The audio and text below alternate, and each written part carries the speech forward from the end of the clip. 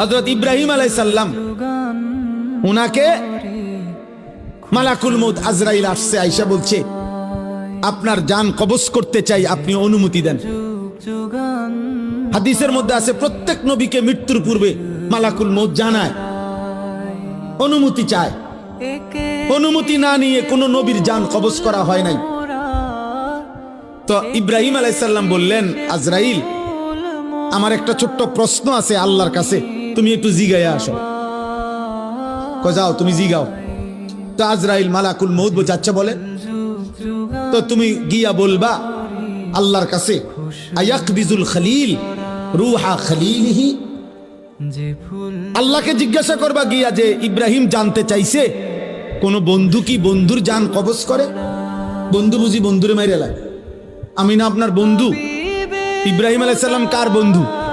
কথা বলে না, আল্লাহর বন্ধু কিনা? তো ইব্রাহিম আলাইহিস সালাম বলতেছে যাও গিয়া জিগাও কি বন্ধু এটা, বন্ধু বন্ধুরে মারতে কয়? বন্ধু বুঝি বন্ধুর জান কবজ করে? সুবহানাল্লাহ। আল্লাহ তাআলা তখন বললেন, জিব্রাইল আরে আজরাইল মালাকুল মউত, তাহলে এক কাজ করো, তোমারে আমি আরেকটা প্রশ্ন করতেছি ইব্রাহিমকে বলার